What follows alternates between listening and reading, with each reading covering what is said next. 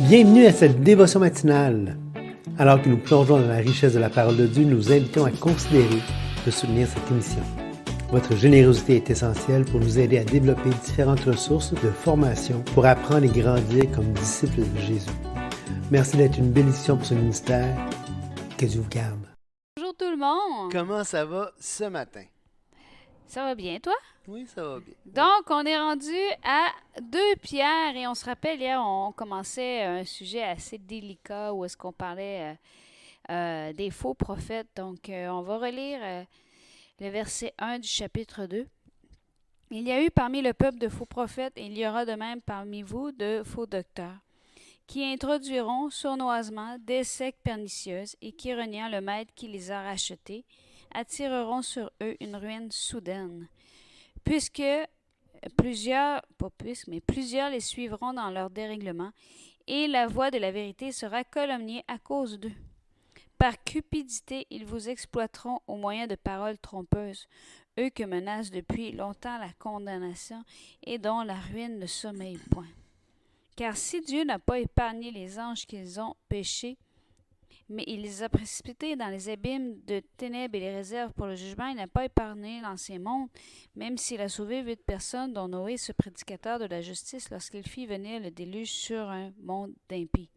S'il a condamné à la destruction et réduction ensemble les villes de Sodome et de Gomorrhe, les donnant comme exemple aux impies à venir, et s'il a délivré Lot le juste, profondément attristé de la conduite de ces hommes sans frein dans leur dérèglement, car ce juste qui habitait au milieu d'eux tourmentait journellement son âme, juste à cause de ce qu'il voyait et entendait de leurs œuvres criminelles. Le Seigneur s'est donc délivré de l'épreuve les hommes pieux et réserve les injustes pour être punis au jour du jugement. Surtout ceux qui courent après la chair dans un désir d'impureté et qui méprisent l'autorité. Audacieux et arrogants, ils ne craignent pas d'injurier les gloires, tandis que les anges supérieurs en force et en puissance ne portent pas contre elles de jugement injurieux devant le Seigneur, mais eux, semblables à des brutes qui s'abandonnent à leur penchant naturel et qui sont nés pour être prises et détruites, ils parlent d'une manière injurieuse de ce qu'ils ignorent, ils périront par leur propre corruption. Recevant ainsi le salaire de leur iniquité, ils trouvent leur délice à se livrer au plaisir en plein jour. Hommes tarés et souillés, ils se délectent dans leur tromperie en faisant bonne chère avec vous. Ils ont les yeux pleins d'adultère et Ils ont les yeux pleins d'adultère et insatiables de péché. Ils amorcent les âmes mal affirmées. Ils ont le cœur exercé à la cupidité. Ce sont les enfants de malédiction. Après avoir quitté le droit chemin, ils se sont égarés en suivant la voie de Balaam, fils de Béor, qui aima le salaire de l'iniquité. Mais qui fut repris pour sa transgression, une ânesse muette faisant entendre une voix d'homme arrêta la démence du prophète. Ces gens-là sont des fontaines sans eau, des nuées que chasse un tourbillon. L'obscurité des ténèbres leur est réservée. Avec des discours enflés de vanité, ils amorcent par les convoitises de la chair par des dérèglements, ceux qui viennent à peine d'échapper aux hommes qui vivent dans l'égarement. Ils leur promettent la liberté quand ils ont eux-mêmes esclaves de la corruption, car chacun est esclave de ce qui a triomphé de lui.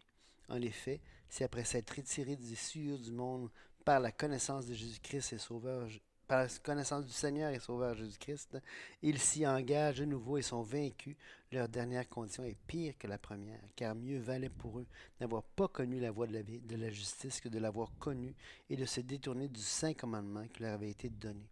Il aurait arrivé ce que dit un proverbe vrai. Le chien est retourné à ce qu'il avait vomi et la truie lavée s'est vautrée dans le bourbier. C'est tout qu'un chapitre. Oui, c'est sûr que là, on l'a lu en entier parce que, bon, comme on est dans un mode dévotionnel, si on voudrait étudier dans un mode plus, comment je peux dire ça, étude, Ouais, plus didactique, là. on devrait aller voir, bon, l'histoire de Noé, l'histoire de Lot, l'histoire de Gomorrhe, l'histoire de Balaam. Il y a beaucoup d'histoires à aller voir, il y a beaucoup de mise en contexte. Énorme. Et je pense pas nécessairement que c'est le but du dévotionnel ce matin. Non, c'est ça, exactement. D'ailleurs, en fait, je vous encourage, à chaque fois que vous lisez la Bible, hein, prenez le temps d'aller lire l'Ancien Testament. Souvent, on néglige l'Ancien Testament. C'est comme si on se dit, ah, ben maintenant, il y a le nouveau, fait que l'Ancien avait dépassé. Non, non, non, non. Le nouveau repose sur l'Ancien. L'Ancien, c'est le socle, c'est le fondement, c'est la fondation sur laquelle s'élève le nouveau. Sans la fondation, ça tient sur rien. On ne peut pas comprendre la moitié, le trois quarts, presque l'entièreté du chapitre 2 de 2 Pierre, si on n'a pas une connaissance dans ce sens. Et c'est aussi pour ça que pour nous, la parole de Dieu, de la première page de la Genèse à la dernière page du livre de l'Apocalypse, est considérée comme importante. Ouais. Vous savez, aujourd'hui, il y a beaucoup de façons, si on veut, de vouloir amoindrir l'exigence de foi reliée à croire à la parole. C'est-à-dire, par exemple, on va dire, non, mais dans le fond, la création, ça s'est pas vraiment fait comme c'est écrit. Ou encore, l'histoire de Noé, c'est pas un fait historique, c'est un conte, un mythe. Ou même l'histoire de Balaam ici. Tu sais, combien de fois j'ai entendu que Balaam, la Ness qui parle, c'est pas vraiment ça, c'est une image, c'est une métaphore. Pourtant, Pierre ici la traite comme une histoire historique, comme un fait historique. Et si Pierre le traite comme un fait historique et que je considère, comme on a vu au verset 1, verset 16, ce n'est pas en effet souvent des fables habilement conçues, mais c'est comme ayant vu sa majesté de nos propres yeux. Donc Pierre affirme l'importance de ce témoignage qu'il donne et du fait qu'il a vraiment vu ces choses-là. Et je pense qu'il traite avec le même respect le reste des Écritures. Oui, puis ce qui est intéressant de voir, c'est que Pierre, en disant ça, c'est pas par des fables habilement conçues. Pierre n'est pas un niaiseux, là. Pierre n'est pas un attardé mental qui confond la fable et la réalité. Non, non, il voit très bien la distinction. Qu'est-ce qu'une fable? Qu'est-ce qu'une mythologie, qu'un mythe? Et un fait réel et un fait historique. Pour Pierre, il y a une distinction claire entre les deux, puis il dit non. Il dit ce que nous, on vous montre, c'est pas une fable, c'est du historique. Et ça n'a pas changé parce qu'il est rendu au chapitre 2, verset 5, à parler de Noé.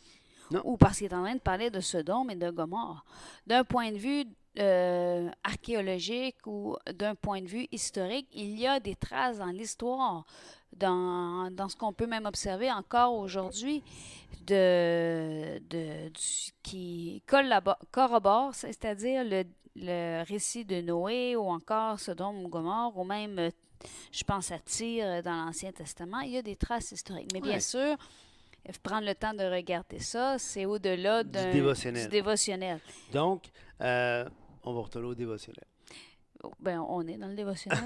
Non, mais je veux dire, après avoir fait cette excursion pour expliquer justement la différence entre le dévotionnel puis peut-être le plus didactique, il faudrait vraiment prendre le temps de regarder chaque texte de l'Ancien Testament pour le comprendre. On va passer plus rapidement dans le chapitre 2. Tout à fait. Vas-y. Donc, hier, on s'était laissé avec cette idée que... je vais baisser la luminosité parce que j'avais du bleu dans la face. Hier, on s'était laissé avec l'idée que Pierre nous rappelle qu'il va y avoir des faux prophètes. Qu'il va y avoir des choses, des gens qui vont venir puis qui vont nier, qui vont parler, entre guillemets, au nom de Dieu, mais Dieu ne leur aura pas parlé. Puis on avait cité, je pense, Ézéchiel 13. Je ne sais pas si on avait vu Jérémie 14. Tu voulais lire ce matin. Dans Jérémie 14, 13, écoutez bien ce qui est écrit ici. Je répondis, ah Seigneur éternel, voici les prophètes leur disent, vous ne verrez point l'épée, vous n'aurez point de famine, mais je vous donnerai dans ce lieu une paix assurée. Or, Jérémie avait prophétisé ça au nom de l'Éternel. Et là, Jérémie se plaint en disant, là, les faux prophètes disent plein d'affaires. Regardez bien ce que Dieu va dire. L'Éternel me dit, c'est le mensonge que prophétisent en mon nom les prophètes. Je ne les ai point envoyés. Je ne leur ai point donné d'ordre. Je ne leur ai point parlé. Ce sont des visions mensongères, de vaines prédictions. Écoutez bien, des tromperies de leur cœur qu'ils vous prophétisent. Alors, il faut vraiment écouter attentif. Faut pas... j'ai juste le mot anglais, gullible. Gullible, ingurgité. Gullible, ouais, ingurgité. Gullible, ça veut dire quelqu'un qui qui gobe tout sans jugement critique. Tu sais, quelqu'un qui un peu un Pac-Man, là, tu sais, qui mange tout, qui gobe tout, sans prendre le temps de savoir, mais c'est quoi que je mange, c'est dans le fond. C'est de la bonne bouffe, ça? Non. Et il faut exercer ce jugement critique de dire, écoute, est-ce que c'est vraiment de Dieu ou est-ce que c'est pas vraiment de Dieu?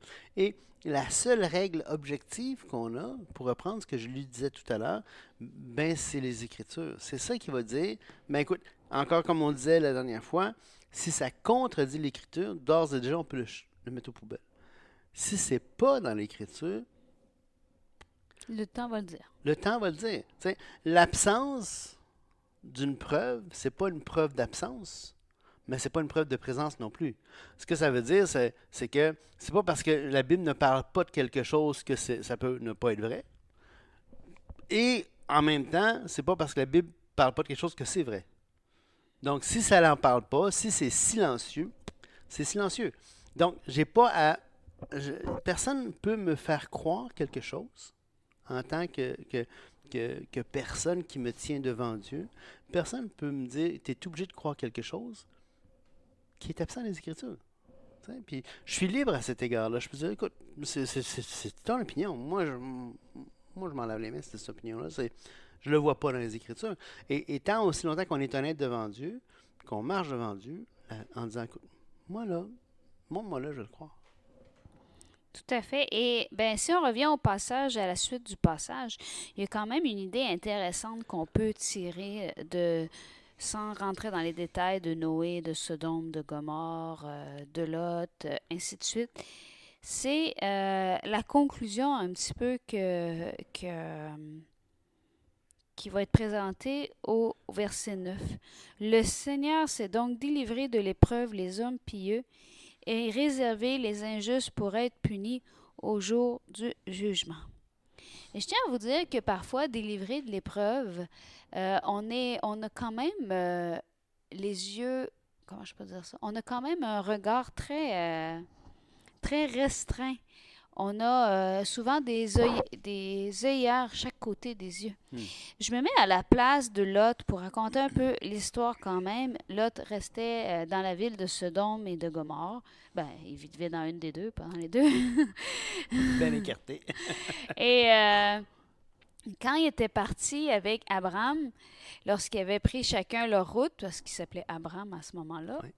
donc il a dit, ben où tu veux aller? Puis là, Lot a dit, ben moi je vais aller par là. Puis Abraham a dit, ben moi je vais aller par là. Puis c'était un peu leur héritage là, qu'il allait prendre. Et, Et et excuse-moi, suite à ce choix-là, Dieu avait dit à Abraham, regarde partout ce que tu regardes et je te donne ce pays. Et c'est bien, mais je vais parler de Lot. Et Lot, ben, il s'est ramassé dans une ville où est-ce qu'il y avait beaucoup d'impiété. Il y avait beaucoup de... Bref, c'est une ville qui était tellement déréglée que le Seigneur a châtié la ville au complet. Ouais, il a décidé d'amener un jugement contre la ville. Et c'était pas seulement, il y avait du dérèglement sexuel, il y avait aussi, les pauvres étaient outragés. Hein, la justice sociale n'était pas respectée. Il ne prenait pas soin, Il prenait pas soin des des pauvres. pauvres, des veuves, des orphelins. Et donc, pour tout ça, Dieu juge. Et ce que je voulais amener, c'est que l'idée ici que Lot, de nous, quand on lit l'histoire, on dit, wow, le Seigneur a délivré Lot de l'épreuve. Du point de vue de Lot, il a tout perdu. Ouais.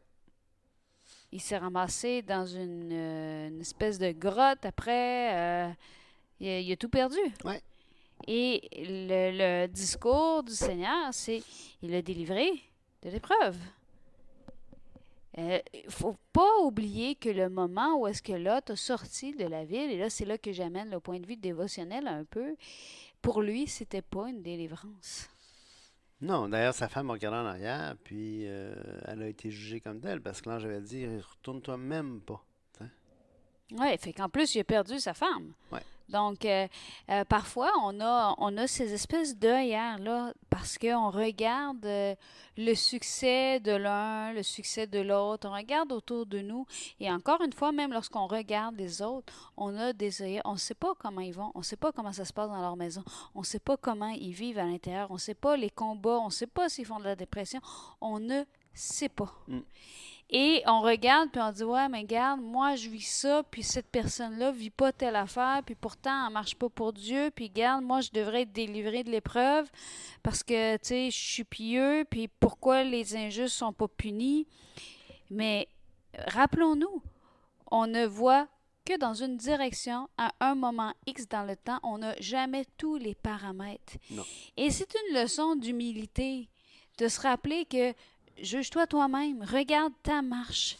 Assure-toi que toi, tu marches parce que tu as tout ce qui contribue à marcher d'une manière digne de l'appel que tu as reçu en Jésus-Christ. Et tu dois te rappeler, premièrement, d'où tu es allé, d'où tu reviens, le rachat de tes péchés. Et te rappeler que déjà, de ça, tu as eu toute une délivrance. Et on se rappelle ensuite, dans le texte, on revient au verset 10, on continue, audacieux et arrogant, ils ne craignent pas d'injurier les gloires, mais pendant ce temps-là, on dit, on a l'impression, écoute, ils ont du succès, là. Oui, puis c'est intéressant encore parce que, avez-vous vu, ils courent après les désirs d'impureté, qui méprisent l'autorité, audacieux, arrogants, ils ne craignent pas d'injurier les gloires. C'est des choses qu'on voit très clairement aujourd'hui, là. Oui, ce dédain de l'autorité ou le fait de dire, de penser au-delà de Ouais. Puis, injurier les gloires, l'expression veut dire manquer de respect à ceux qui sont en autorité. ouais, c'est ça. Que ce soit des autorités spirituelles dans le sens surnaturel, ou même les autorités mises en place, parce qu'il n'y a pas d'autorité qui n'a pas été instituée par Dieu. Donc, Mais d'ailleurs, il y a le contraste, tandis que les anges supérieurs en force et en puissance ne portent pas contre elles de jugement injurieux devant le Seigneur. Les anges qui pourtant sont supérieurs osent même pas juger ouais, ces gloires-là, ces autorités-là. ouais. Mais eux, semblables à des brutes qui s'abattent dans leur penchant naturel, ils parlent de manière injurieuse de ce qu'ils ignorent et ils périront par leur propre corruption, recevant ainsi le salaire de leur iniquité. Donc, c'est leur responsabilité. Dieu n'a pas imposé ça à ces gens-là. Il n'a pas imposé ce style de vie, puis qu'ils ne jugent pas parce qu'ils ont été terminés comme ça. C'est leur propre corruption. C'est eux-mêmes qui se sont pitchés, si on peut dire, qui se sont vautrés dans cette corruption-là, dans ce dérèglement-là. Et le verset 19 nous donne une belle clé. T'sais. Ils leur promettent la liberté quand ils ont eux-mêmes esclaves de la corruption, car chacun est esclave de ce qui a triomphé de lui. Donc la question ici, c'est qu'est-ce qui triomphe de nos vies? Ouais, Si c'est ta relation avec le Seigneur, ouais. ben, tu es esclave du Seigneur. Tu rentres, comme Paul va dire dans Romains 6, tu fais de tes membres esclaves de la justice. Tu sais. Et c'est une action volontaire, c'est un choix libre et éclairé que tu prends. Mais quand tu dis ils te promettent la liberté, ça c'est un piège. Tu sais. On te fait miroiter quelque chose. Tu sais. Et là, quand tu mords à l'hameçon, tu te fais pincer. Tu es pris au piège et là, tu perds la liberté que tu avais. Parce que ton regard devient encore plus ouais, avec des œillets. ouais, Tu te refermes. Hein? Rappelez-vous, on a tout ce qui contribue à la vie et à la piété. On n'a pas besoin de se faire miroiter des atouts supplémentaires pour notre liberté. non, On a c'est tout ce qui contribue à la vie et la piété. Et on n'oublie pas, je ramène souvent ce passage-là parce qu'il ne faut pas oublier que Pierre, quand il a écrit la lettre, il est parti d'un fait au départ, il a développé, mais il avait toujours encore en tête ce qu'il venait lui-même d'écrire, ouais. lui-même de dire. Et les versets 20 à 22 sont un peu plus, comment je pourrais dire ça, angoissants. Sont un peu plus angoissants parce que on se rappelle qu'il est quand même en train de parler de croyants. Hein. Oui, oui. Parce qu'il dit, ils se sont retirés des souillures du monde par la connaissance du Seigneur et du Sauveur Jésus-Christ. Oui, en effet. Ça peut être, effectivement, il y a deux, sans rentrer trop dans les détails, il y a deux... Ben, je pense que ça vaut la peine de rentrer Oui, dans... Ben, peut-être qu'on va garder ça pour demain parce oui, que je vois le temps qui avance. Puis oui, je pense que c'est quand même trois versets qui sont importants de bien comprendre parce que là, on a parlé de laideur humaine, si on veut, de gens qui parlent au nom de Dieu sans que Dieu leur ait parlé, de gens qui sont qui ont des paroles trompeuses, qui sont cupides, des gens qui promettent une liberté, qui sont enflés de convoitises, de dérèglements, ainsi de suite.